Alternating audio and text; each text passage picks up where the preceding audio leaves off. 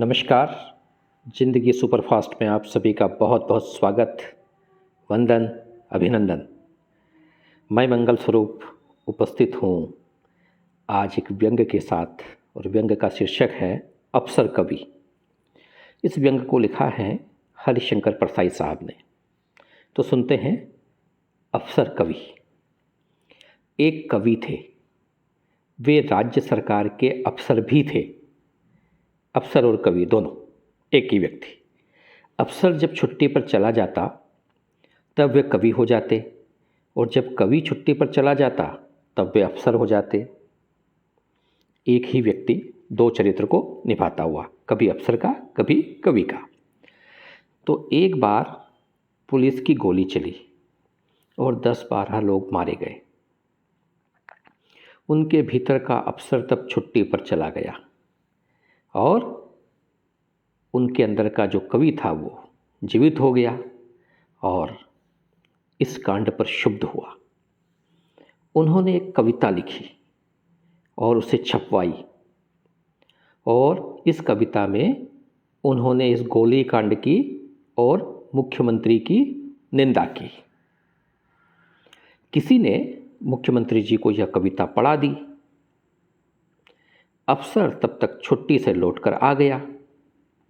अब उसे मालूम हुआ तो वह घबराया और उसने जो उसके अंदर का कवि था उसको छुट्टी पर भेज दिया।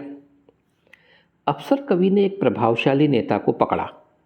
प्रभावशाली नेता मतलब जुगाड़ तुगाड़ वाला आदमी, अप्रोच वाला आदमी, CNC, चमचा इन चीफ, आप कुछ भी कह सकते हैं। और उस प्रभावशाली नेता को कहा, मुझे मुख्यमंत्री जी के पास ले चलिए, उनसे क्षमा दिला दीजिए।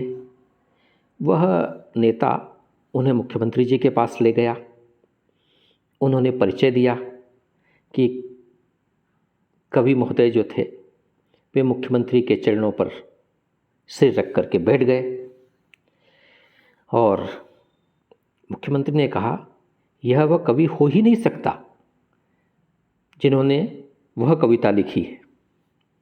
तो आपने अफसर कवि को सुना। तो इस व्यंग्य के माध्यम से कि समय आने पर व्यक्ति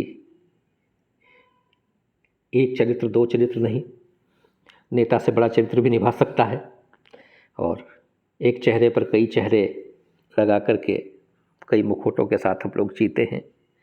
तो इस व्यंग्य का यही शायद एक संदेश, महत्वपूर्ण संदेश हम सबके लिए है। और परसाई साहब का ये जो व्यंग्य है अफसर कवि, तो हर एक व्यक्ति में एक साथ कई चेहरे होते हैं, कई चरित्र होते हैं। तो इसको आपने सुना, और मैं आशा करता हूँ कि ऐसे अफसर कवि आपके कार्यालय में, आपके आसपास, परिवार में, समाज में, सब जगह दिखते होंगे। तो लगभग 4 मिनट इस व्यंग्य को सुनने के दौरान या जीवन के सत्य को सुनने के दौरान आप हम सफ़र बने, इसके लिए पूरी विनम्रता के साथ आप सभी का बहुत बहुत धन्यवाद। प्रणाम।